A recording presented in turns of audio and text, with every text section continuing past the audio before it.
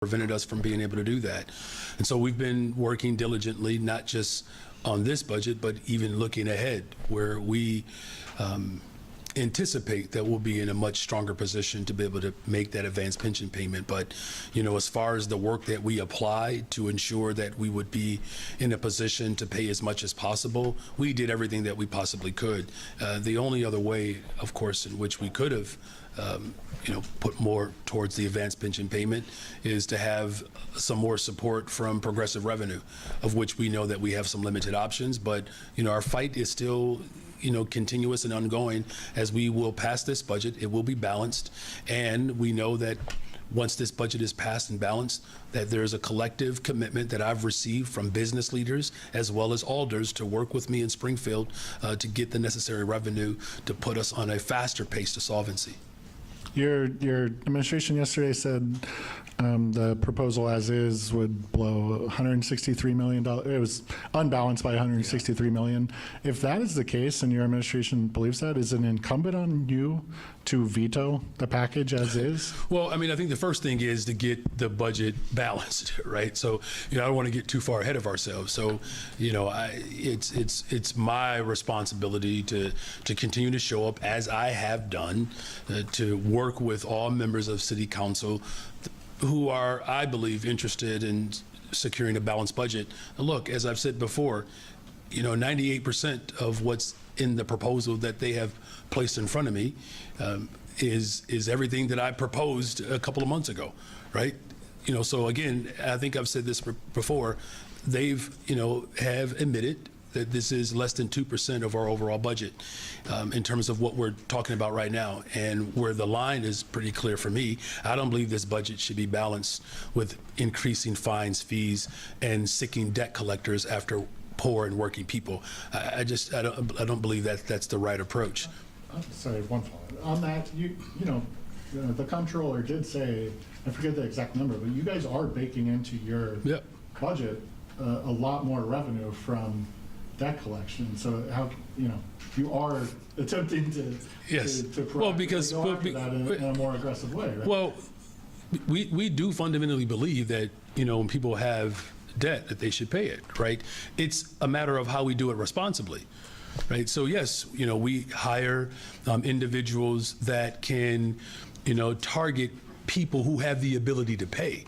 See, that's the difference between the level of care and the responsible approach that we're taking as an administration. We're not selling debt off to another group that then have to harass the people of the city of Chicago to be able to make good on that transaction. That is irresponsible, and we're going to continue to draw the line there. Though I know that there are a number of alders who believe that's the right approach, I disagree with it, especially if it comes down to a very simple choice. Raising $100 million from corporations who actually have the means to do it versus selling off debt to harass poor people. I just believe that contrast is quite severe, and there's a more moral approach to balance this budget. Good afternoon, Mayor. Good afternoon. If you had a jacket, you could be Justin Lawrence. I know. Slowly getting everybody. I could only wish to be Justin Lawrence. The quarter zip was on a roll, and then Justin comes in here. Would you say that your main focus now, or one of your main focuses, is preventing a municipal debt sale that is being proposed in this latest budget? And could you elaborate on some of the other options that you kind of highlighted in your remarks? Look, my focus is twofold. One, we have to have a budget that's balanced, right? That's the first thing. And then, of course, it's how we balance this budget, right? So that is the second thing.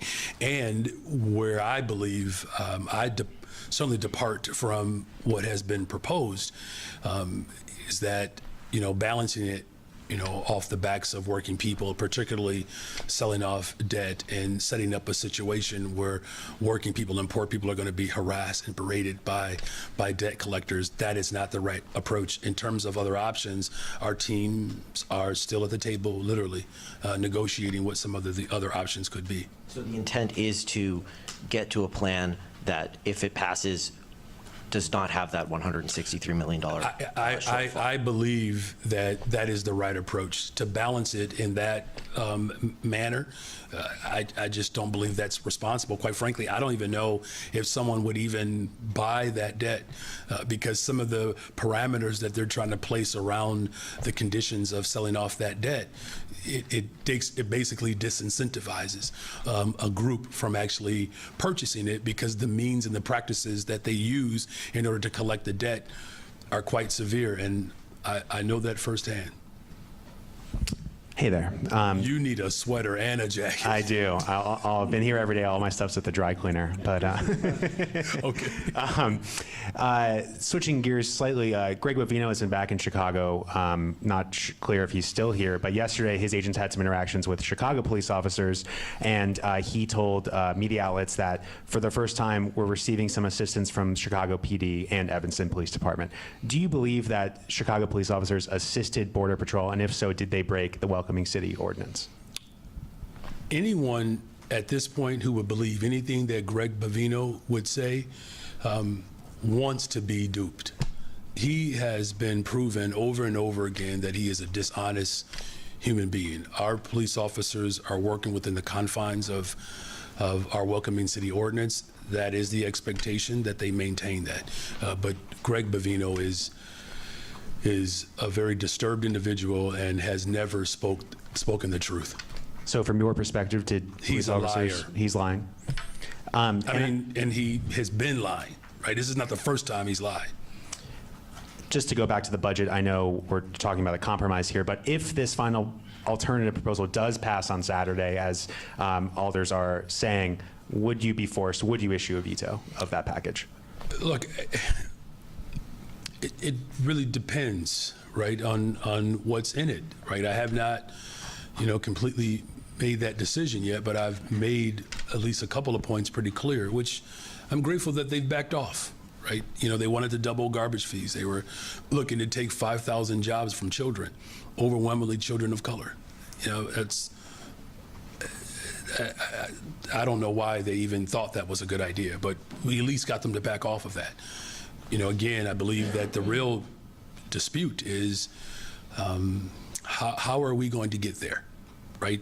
And I believe that as much as we've worked hard to ensure that corporations put more skin in the game, which this budget does that, it's really coming down to less than 2% of the budget, and we're either going to find means to fill this small gap that's still left with ideas and ways that don't target working people and poor people, particularly with debt collection. I think that's just morally bankrupt.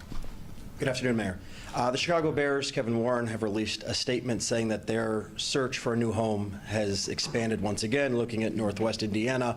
Your reaction to that, A, B, have conversations continued with the city of Chicago, and does this in some ways open the door, if those conversations haven't continued, open the door for Chicago to be back in play? Is my face straight? Okay. All right, keep a straight face here. The Bears belong in the city of Chicago. The Chicago Bears belong in the city of Chicago, right? And I've said repeatedly that the door is always open for conversations, Kevin Warren did call me yesterday. We didn't get a chance to connect, and I still firmly believe that their best position is in Chicago, and it's evidence. The evidence is clearly speaking for itself. In that statement, Kevin Warren says this is not a leverage play. Do you believe that? Look, I can't get into the psyche and the motivation of this organization. We're all grateful that, there's a winning team on the field. This weekend, obviously, is incredibly important, and there's going to be some pretty decent weather for us to be able to, clinch a playoff spot for the first time in a long time. So that's a good thing for our city and the morale of our city, and, as far as what their motivations are, I can't speak to that. And my position has been very clear. You all know that. There's not been a politician in this city that has worked as hard as I have to ensure that the Bears have a package that keeps them, quite frankly, at the most unique, special property anywhere in our city. So, Hi, Mayor. hi. Can you speak directly to the elderly Black woman on Chicago's west side or the family impacted by gun violence on the south side? What would selling off the city's debt to a private company look like for them financially? Yeah, look, as I've, said repeatedly, community safety is my top priority. And all of my decisions have been centered around building a safe and affordable city. West Side, of course, South Side, these are communities that have had to bear the brunt of historic disinvestment as well as budgets being balanced off of their backs. And as we work hard to continue to make the critical investments to ensure that we're driving violence down, we can't have this pharisaical dynamic or hypocritical dynamic where we say that we believe in these communities and we want to invest in them, but the only way in which communities can receive investment is if we take more from them. It just doesn't make sense. And so, what I would say directly to families who have experienced violence or families who have experienced disinvestment, call their alderman and know that the mayor of Chicago has their back. My budget, my values have been consistently on display. And here's the thing, the last thing that I'll say is, I will thank them for their support. The people of Chicago have spoken. 80%, particularly of Black and brown Chicagoans, but across the board, Black, brown, white, Asian, they support the corporate head tax as well as taxing corporations to help us support these investments to ultimately balance our budget. So you have a group of alders who are working against the will of the people. That's why this particular struggle is important, because this is not just a fight for Chicago. This is a fight for our democracy across our country. People have overwhelmingly spoken that in order for us to have affordable communities, we have to challenge big corporations and the ultra-rich to pay their fair share in taxes. And know that when we balance this budget, our struggle and our fight for a safe and affordable city does not end when this budget is passed. The group of alders has said with the debt collection proposal, that you could charge it to corporations that owe the city debt. Is there a way that you could do that without impacting vulnerable Chicagoans? No, the debt that they're speaking about, we're talking about individual debt. Now, you have people who are just making stuff up. Look, I've been a teacher, and that's still the best profession that I've ever had. I know when someone doesn't have the right answer. Right? Because what happens is when they don't do their homework and they don't study, they just start to, fabricate, ideas. And, we're not going to be subject to that type of fallacy. We're going to continue to ensure that we're balancing our budget responsibly and that we're not just simply making up numbers just so that we can settle some sort of political score. There's a clear line here. We're going to balance this budget by continuously challenging the corporations to put more skin in the game, or there's an approach that some are taking where essentially putting that burden on working people and poor people. I believe that that's morally bankrupt. Hi, Mayor. Hi. In retrospect, do you still think that introducing the veto threat changed the stakes of negotiations in a productive way? And if so, should that threat be used more often in these budget fights? Well, look, and I don't know if I would characterize it as a threat, but I understand, where your frame is going. What I've simply said was that, this budget has to be balanced, and that there are certain red lines that I drew. Property, garbage, grocery. Let's not do that in order to balance this budget. We also said corporations, right? So we have our PPLT, which, initially they were trying to back away from that and sunset it. They moved off of that. That's significant revenue that we need for long-term sustainability. But the fact that they were trying to sunset a corporate revenue stream that would have left a larger budget gap for next year's budget, that speaks to how irresponsible they are. Right, and so that's why we're approaching this in a responsible way. So I don't want people to take this as some sort of tool that is being taken lightly. In terms of the use of it and how often it should be used, it needs to be used when necessary, and I will find that tool necessary. If there's something that is presented in front of me that doesn't hold to our values as a city. Thank you. And regarding immigration, multiple alders of the Latino caucus tell me that there need to be consequences for federal agents who call 911 for CPD assistance when, in their view, it's not needed. Regarding yesterday's incident, some of them have surmised that maybe they even are trying to lure CPD over so they can cause, I don't know, an incident for Greg Bovino to then tweet, look, CPD is helping us. Do you also find that suspicion valid? And what can the city do to stop that from happening? Well, look, I hadn't thought about it that way until it was framed that way. I mean, it's possible, that Donald Trump is using Greg Bovino to lure in local law enforcement to carry out his terror. That's possible. As far as what the city can do is that we can continue to uphold our values within the Welcoming City Ordinance. Look, we don't always get everything right all the time. And as our police department assesses situations, as they did in that one, they realized that here we go again. Another fabricated, exaggerated claim that is ultimately putting people's lives in danger. We've already seen that over and over again. Will we have to continue to look at other measures as this element continues to evolve? Absolutely. And I'm grateful that we have a number of alders who are committed to making sure that not only do we hold to our values, but we find innovative ways and creative ways to push back against the type of tyranny that's coming from the federal government. Good afternoon, Mayor. Good afternoon. Word of the day is veto, apparently. You just said that the veto as a tool has to be used when necessary. Yeah. Obviously, there's the budget that has to get passed, balanced by the end of the year. There's also the obvious political ramifications for you and for the alders as this goes forward. Can you give us some insight into how you weigh whether, it's the right thing to do now or, leave the blame on the alders who pass it if things go sour? Yeah, look, first of all, I'm not in a blaming game. I don't necessarily agree with the blaming game. I believe that all of us have to share responsibility in how we administer government. So here's how I can do it. I can try to parse it apart. That here's what I'm weighing right now. A budget that essentially would be balanced with going after working people and poor people with harassment around debt collection. Or we can find other means to generate revenue, which include the corporate head tax. I've never said that that's the only form of progressive revenue that we should look at. In fact, we've explored a number of ideas, of which many of them have been implemented. And, if it comes down to those two decisions, of course, I'm going to push hard for a better way to balance this budget. Now, in terms of veto, right?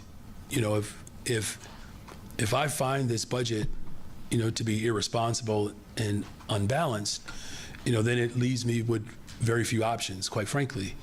And if the group of alders who are determined to only pass this budget with going after the debt of working people and poor people, I'm encouraging them to look at other means of revenue, which we have placed some ideas on the table. Look, I don't want a government shutdown, and I made a strong commitment to the city of Chicago that I'm going to do whatever I can and use every tool that's available to me to ensure that we don't do that, because it's not just the severe ramifications around elected leaders. We're talking about the consequence that it could have on everyday people. There's some sense from some of the alternative alders, speaking privately, that if they get this budget passed and you veto it, that they could pull people over from the other side who are looking at the end of the year and saying, we got to pass a budget, here's the one we've got to vote on, then they'll get the votes, and a potential veto could get overridden. Are you taking these calculations into effect? I mean, look, I'm looking at every single scenario. The most important scenario that I'm considering, though, right now is a balanced budget that doesn't place the burden on working people and poor people. Hey, Mayor. Hey. Following up on that, you've said that the alternative group budget goes against your values, is unbalanced, and is morally bankrupt. That group is flatly disagreeing with you. They say it's balanced, and they're plugging ahead. In 48 hours, they plan to finally pass it. If it doesn't change, if the version that they vote on is the same one that you've seen and you've discredited, will you veto it? Well, look, let me just make sure that we have some clarifying points here. One, I said they're going after debt of working people and poor people. I don't believe that's moral. I just don't. right? So it's not the entire package, because remember, 98% of it they agree with me on, right? So we're talking about 2%. The difference is there's a group of alders that want to go after working people and poor people and send debt collectors after them. And then there are those of us who believe that corporations should pay their fair share in taxes. Now, there are other means in which we can generate revenue, of which, you know, some of those ideas are still being discussed as we know it. So no final decision has been made, but I don't want it to be cast that I see them or the entire proposal as immoral. They've already committed and agreed that they believe now that we should make sure that we at least have slots for 30,000 young people to have summer jobs. They believe now that we should keep the smart tax. They believe that we shouldn't have a garbage tax. I mean, I can go on and on about the ways in which they have moved, right? Just like I can talk about ways in which that I have moved. So I don't believe that all hope is lost here. And, you know, as much as, you know, I recognize that there's some, you know, level of, you know, animus that does, you know, sometimes surface to the top, you know, I don't believe that there's a mean-spirited approach coming from either direction. Alderman Irvin told me this after council today. The executive branch does have the ability to not do things, and I think that's part of the government that we sometimes don't even think about. He was suggesting that you could use your discretion as the leader of the executive branch of this government to not implement some of these ideas, especially ones you disagree with, like that debt collection. Is that something that you think is possible? That, you know, on light pole advertising or debt collection or augmented reality, if you don't believe it actually works, that you just wouldn't implement it? Well, look, I'm not, you know, I'm not going to opine on, you know, Chairman Irvin's perspective there. What I can say is that, you know, I take my job seriously. It's why we're not going to allow this budget process to move forward with make-believe, because ultimately the responsibility for me to carry out these policies, that is my job, to enforce policy, and I'm going to do that, right? So that's why it makes no sense to put something in policy form that can't be materialized, right? That would be reckless and irresponsible. The responsible thing to do is what we have been doing, is that we continue these conversations and that we are working towards, again, ensuring that our values are in place, and apparently 98% of them are. Right, so, you know, let this be proof positive that they've admitted. I've said this weeks ago. Their number is less than 2%. I gave you a precise number, 1.67%.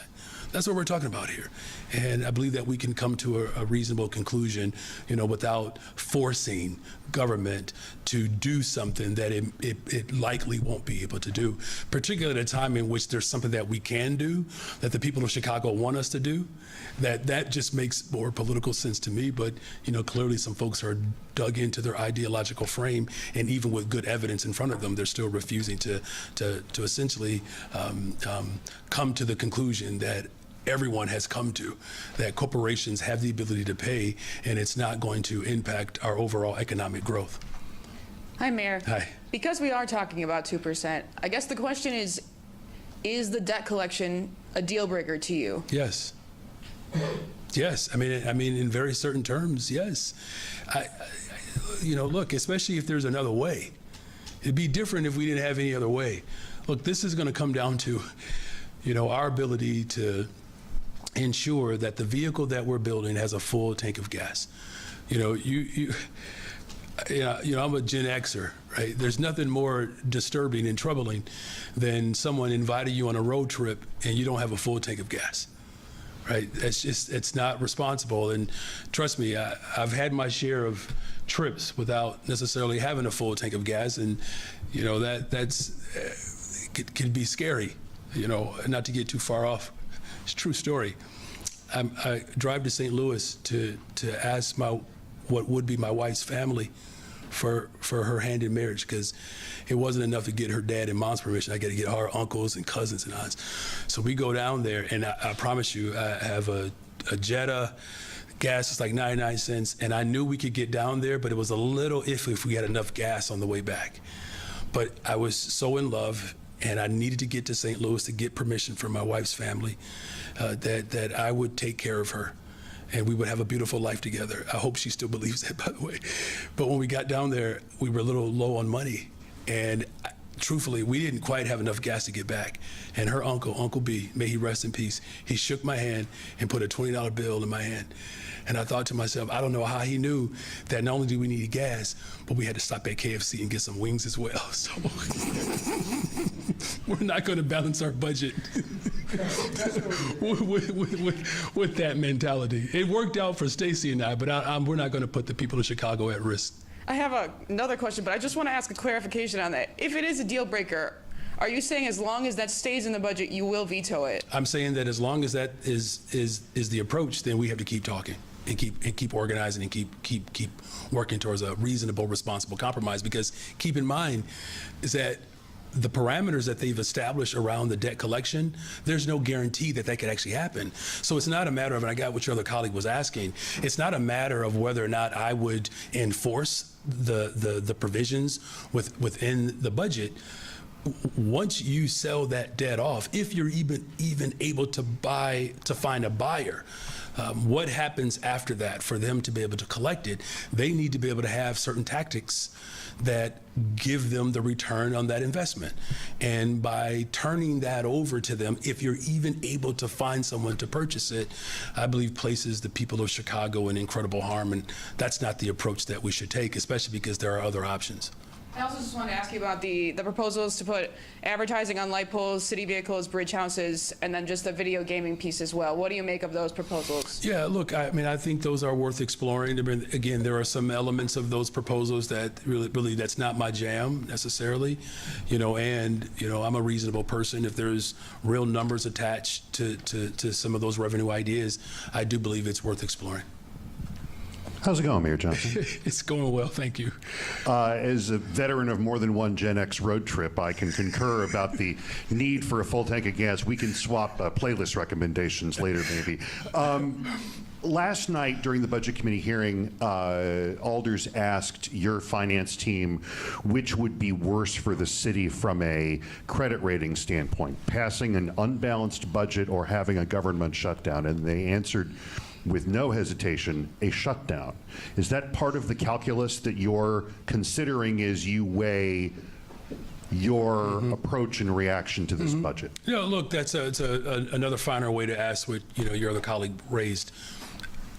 Avoiding a shutdown is, I will do whatever is necessary to avoid a government shutdown. I will. Yep. And then, very quickly, I noticed that the table is set for Comptroller Belsky and CFO Jaworski. Are they presently in negotiations? We are ongoing, you all. This is not over, you all. I mean, I think that there are some people, who want to just end this tomorrow or the next day. But our team, as I've said repeatedly, we started this process back in January. We are already preparing at the same time conversations for next year's budget. And real quickly, I think if I and my spouse were in a discussion about something at home and I got 98% of what I'd wanted, I'd take the W and move on. Mm-hmm.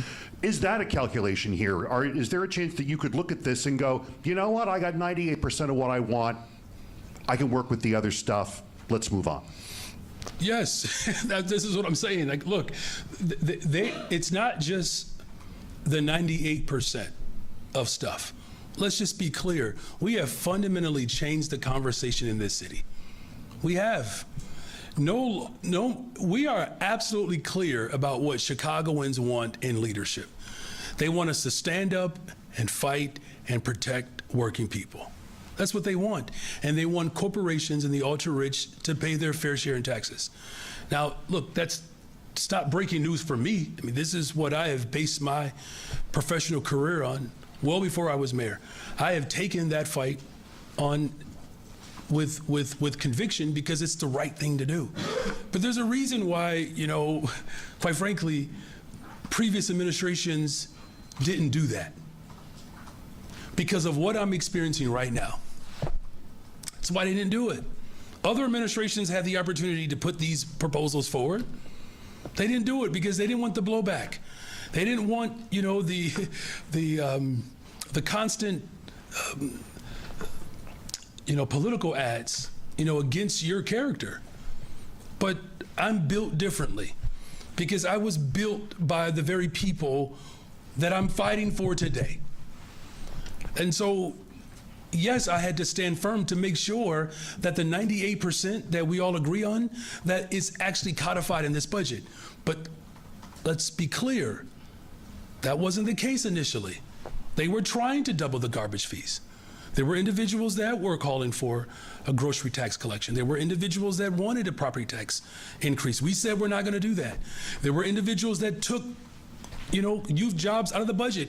We had to fight to make sure they put it back in the budget. This has been an ongoing battle. I've said we will always be willing to negotiate the details of our values, but we're not going to surrender them because people are afraid. Overwhelmingly, the people of Chicago, and quite frankly, this state, believe in what I'm proposing. And clearly, even those individuals that stand at the bank with an alternative and some ulterior motives, for some, they at least agree that the vision that we've put forward is in alignment.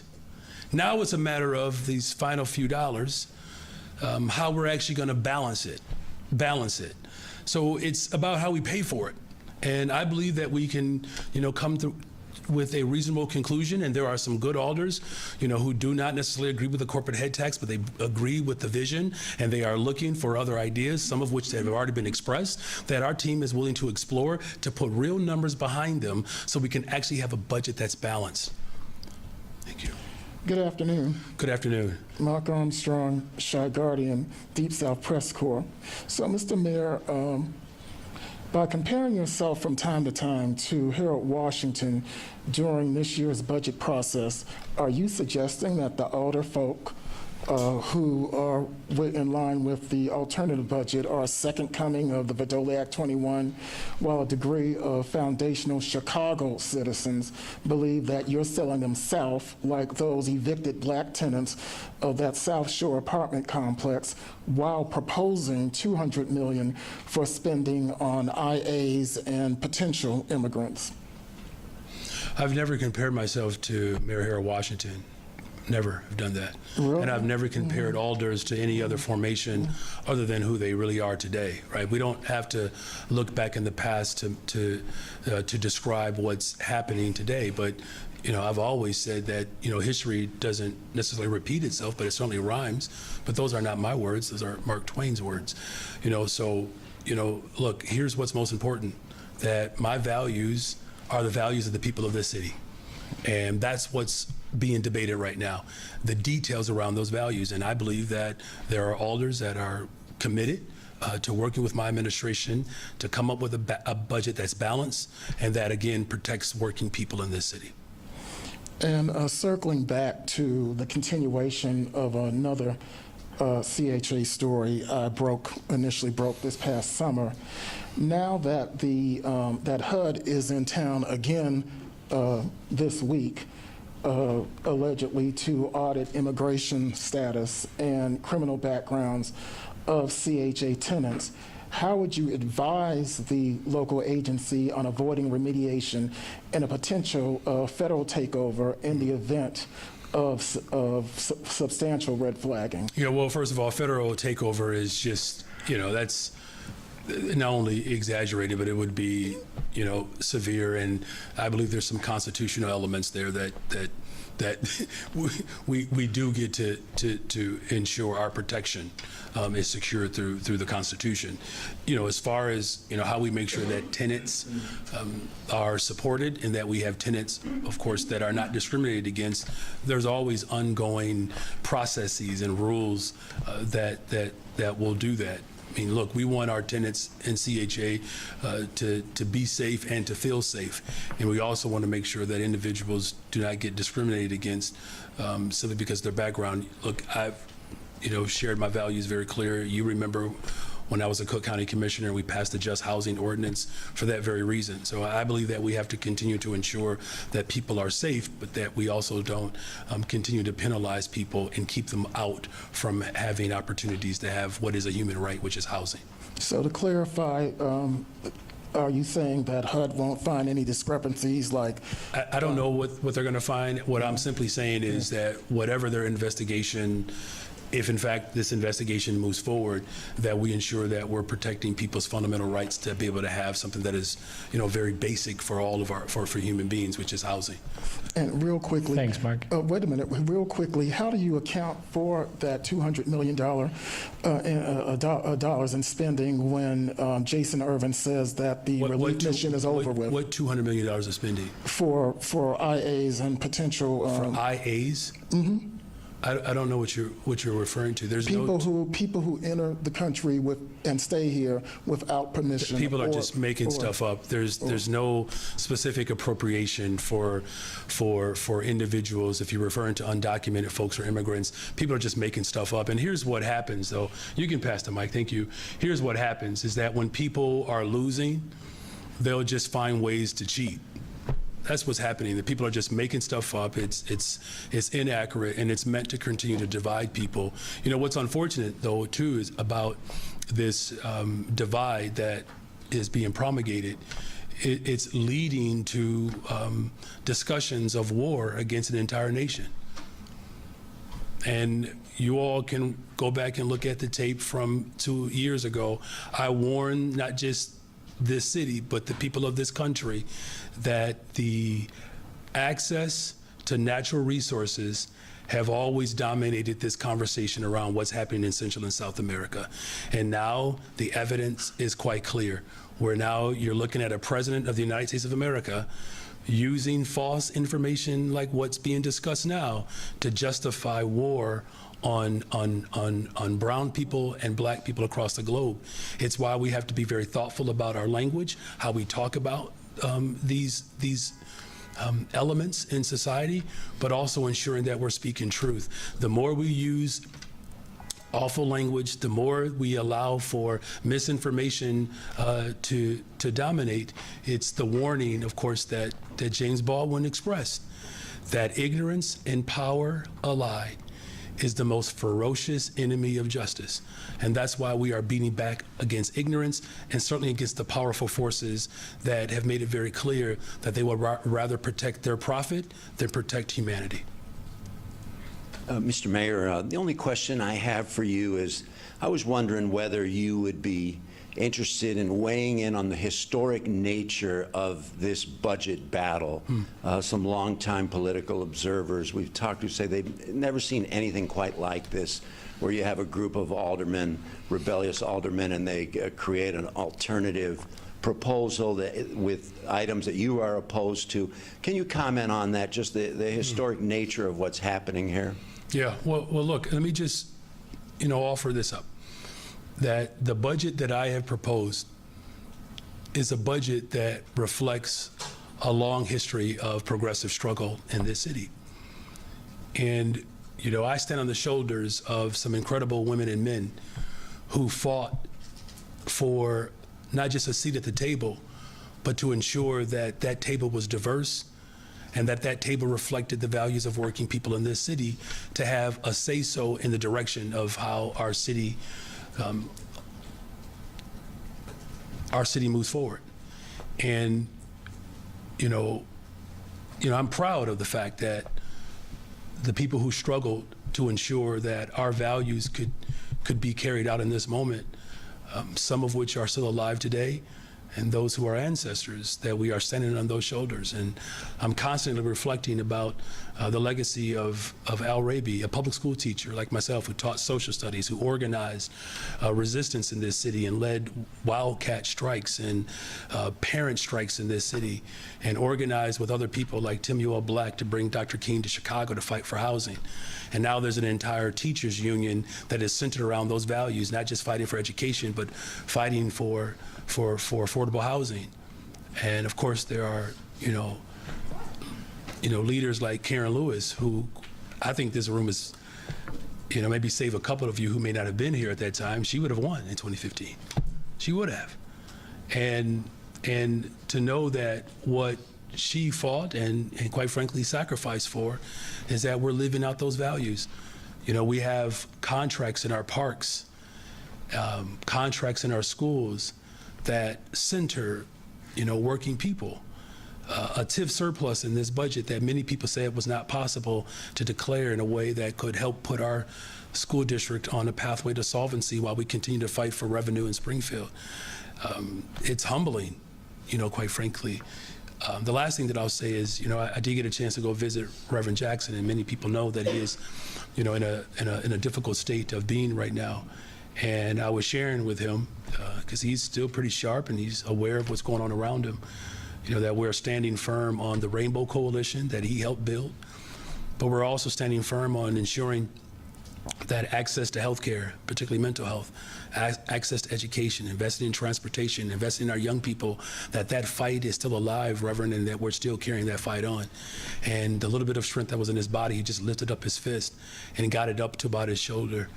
And it's a moment that, quite frankly, I'll never forget, and it's a moment that is driving me to remain firm. Like, look, I'm unfazed by this. I am.